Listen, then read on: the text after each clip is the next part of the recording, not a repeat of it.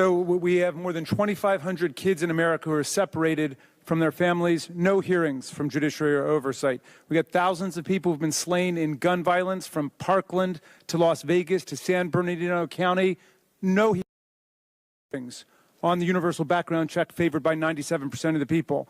The president has plunged us into trade wars. He's insulting and taunting our democratic allies around the world. He's flattering autocrats and kleptocrats and dictators around the world, and he's done nothing to stop another round of cyber sabotage of our elections coming in 2018.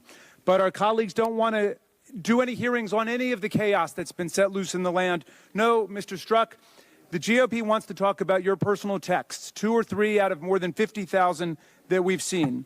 And the purpose, of course, is to derail and discredit the investigation by the special counsel that has obtained 19 indictments and 5 criminal convictions of people like Flynn and Gates and Papadopoulos and so on. And when their names come up, you'll notice that our colleagues maintain a discreet and demure silence on the other side of the aisle. But they're outspoken about this. They say, Mr. Strzok, that you are at the heart of a deep state conspiracy to oppose Donald Trump. To make this claim, they've got to ignore the fact that you were an equal opportunity insulter of politicians.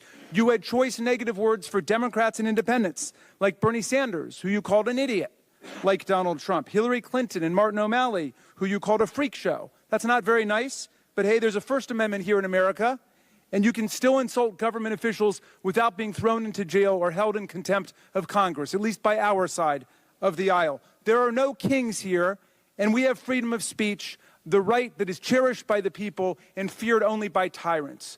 But my colleagues have insisted on making a conspiracy theory out of your pillow talk texts. But there are a couple of facts they can't get around. Number one, the IG found no partisan bias affecting the official investigation. Number two, Attorney General Sessions is a Republican appointed by Donald Trump. Rod Rosenstein is a Republican appointed by Donald Trump. James Comey is a Republican appointed by Donald Trump.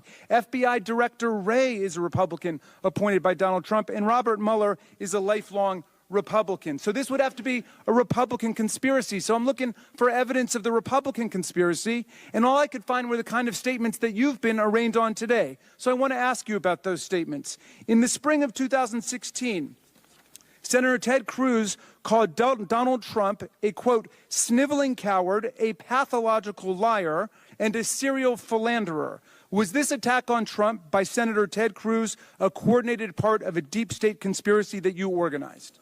No. On August 8th, 2016, Senator Marco Rubio said Donald Trump was, quote, unworthy of being our president. Was this attack part of a deep state conspiracy that you organized? No. In October of 2016, Speaker Paul Ryan said, I am not going to defend Donald Trump, not now, not in the future. Was this fleeting outburst of moral courage part of a deep state conspiracy that you organized? No.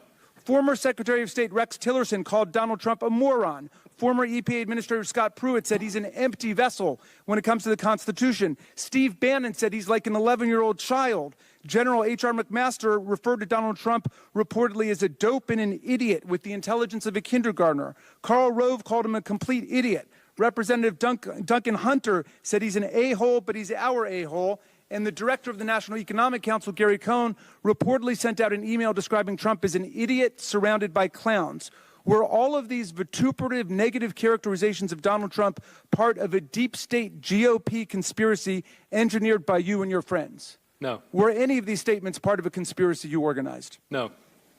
Now, although this conspiracy does appear to be overwhelmingly Republican, if it exists, balance compels me to ask you about my hero, Bruce Springsteen. Unlike the others who are all Republicans, Springsteen's a Democrat, and he said the Republic is under siege by a moron. Did you tell him to say that? No. Was it part of a deep state conspiracy to criticize the president? No. Mr. Strzok, this hearing has been a circus and a kangaroo court run in banana Republican fashion. And I believe that some of my colleagues have disgraced themselves today in their attack on the FBI and the justice system of America.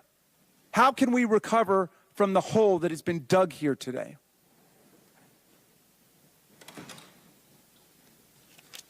Sir, America is strong. I have However bad I think I've seen it in my life, I am confident that the institutions, the American people, will endure and be great. I have full faith in the United States, all the men and women, and even in times of trial and tribulation, I have every confidence that we will emerge as great as we've ever been. And that Well, I'm with you.